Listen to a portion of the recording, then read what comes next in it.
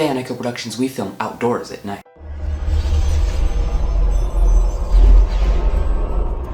Today we are going to go over everything you need to know about filming outdoors at night, because Dylan Smith asked, could you make a tutorial on how to film at night in a public place? So, let's get right into it. We're going to start with the camera settings I suggest using to film in the dark. The first things most people do when filming in the dark is to just turn their ISO way up. This is a very easy way to properly expose your image, but it fills your shot with a lot of noise, and to get around this, the first thing I would start with would be to use a fast lens like f1.8 fast or f2.8, and then open it all the way up. This will brighten your image a lot. Next would be your shutter speed. Normally the proper setting to get the film look would be to shoot at f48 or in most DSLRs f50. This looks the most natural. Turn it too much higher and it's too choppy, and too low and there's too much motion blur.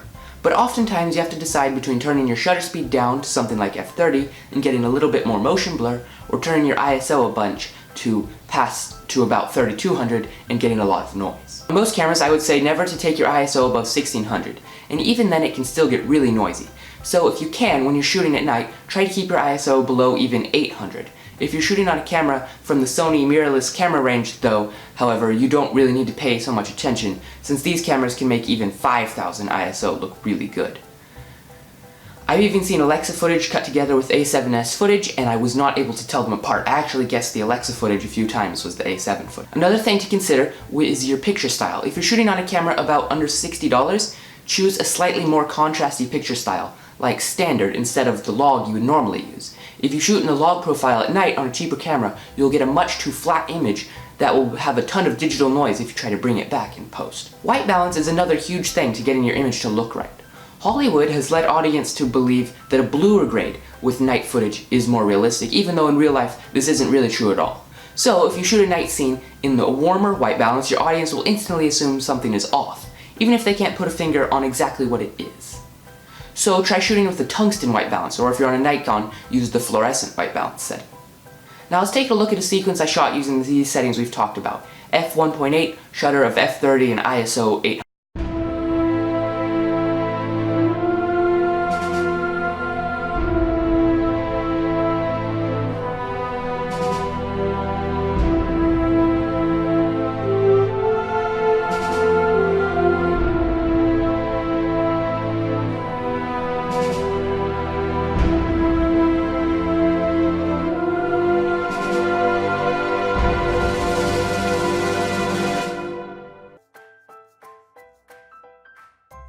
A camera gets its image by capturing the light in the scene. If there is no light in your scene, your camera won't capture anything, just lots of noise and black. So choosing your location is a huge factor when filming outdoors. A while ago I made the mistake of choosing a street with no lights or cars, just black, and then I simulated the moon with my lighting, but my back actor didn't stand out from the background at all, so I tried to backlight them to make them stand out. But the problem with this was it ended up looking very fake. You could definitely tell the scene had been lit with lights. It was not natural. So if you're going for a 1940s black and white, high contrast look, then you're good. But otherwise, you need to choose something more like a public street to film at, where there's lights and cars already there. You can get a much more natural look that way. When filming in a public location, you generally want to avoid attracting attention. So don't bring a large crew or a ton of actors. If you need a scene with a large crew and a bunch of actors, either get a or only have extras and your actors there, or film it somewhere else. Try to have everything rehearsed and blocked ahead of time, and try to keep your camera rigs minimal, maybe just something like a Ronin and your camera. Don't try any aerial shots, these will definitely attract attention and do anger some people. Shooting outdoors at night is always more difficult than shooting anywhere else, so you should always consider if your scene has to be filmed at dark. A lot of the times you could find that it could work just fine filmed at dusk. Times like dusk, dawn, and golden hour look very cinematic and can be often used for the same scenes without differing the mood at all if you shoot it correctly. So make sure to always properly consider if you need to shoot at night. If you are filming with your phone or a camcorder or something like those, you will almost always want to avoid filming night scenes. The only one of these cameras I would say to go ahead and film at night with would be the iPhone 7. That phone's camera is just amazing. You can get night footage on it, the tops cameras like the T2i and the T3i. But if you're not using an iPhone 7, I would definitely not try filming at night with your smartphone. You can always film at dusk, or golden hour, or do our next tip, day for night. For times when filming in the dark is just not an option, there's still something you can do to fake it, day for night.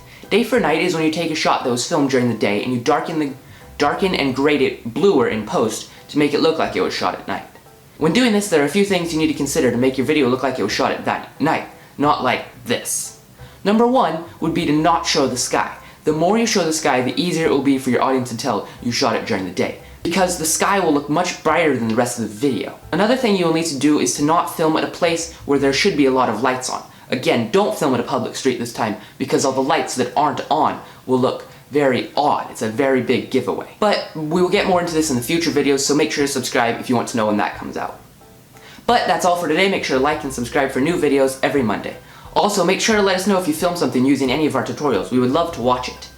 And if you have any questions, make sure to leave them down in the comments below. Click here to subscribe.